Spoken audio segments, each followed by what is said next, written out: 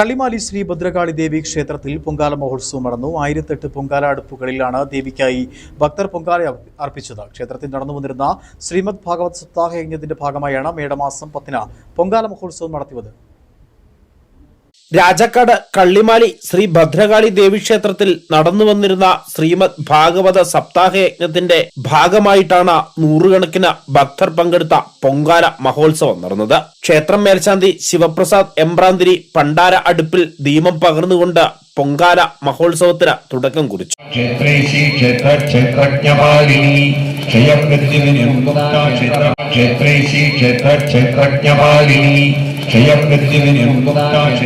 വ്രതമെടുത്ത കുട്ടികൾ ഉൾപ്പെടെ നിരവധി സ്ത്രീകളാണ് പൊങ്കാലയിടുവാൻ കള്ളിമാലിയിൽ എത്തിയത്.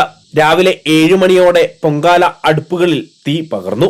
എല്ലാ വർഷവും മേടമാസം 10-ാം തീയതി 10-ാം ഉദയം എന്ന് ഉദ്ദേശിക്കുന്ന ദിവസം ഭഗവതിക്ക് ഏറ്റവും പ്രിയപ്പെട്ട വഴിപാട് ആത്മസമർപ്പണം പോലെ സ്വയമായിട്ട് പൊങ്കാല, അത് ശർക്കര പായസമായിട്ടും അൽപ്പായസമായിട്ടും വെള്ളനീതിയായിട്ടും ഏത് വിധത്തിലാണോ ഭഗവതിക്ക് അർപ്പിക്കാൻ കഴിയുക അത് നേരിട്ട് നമ്മൾ അർപ്പിക്കുന്ന ഭാവത്തോടു കൂടി ലളിത സഹസ്രനാമ ജപത്തോടെ കള്ളിമാലി അമ്മയ്ക്ക് ഇത്തവണ 1008 പൊങ്കാല അടുപ്പുകളിലാണ് ഭക്തർ പൊങ്കാല അർപ്പിച്ചത്.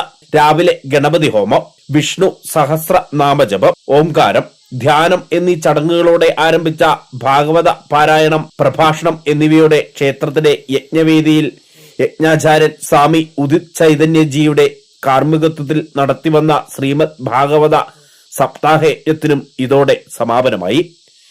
ക്ഷേത്രം committee president Anoop S Nair, secretary M N. Manikandan, vice president Ajayan, joint secretary Mohanan എന്നിവർ യജ്ഞപരിപാടികൾക്കും പൊങ്കാല മഹോത്സവത്തിനും നേതൃത്വം നൽകി. News bureau, Rajakkad.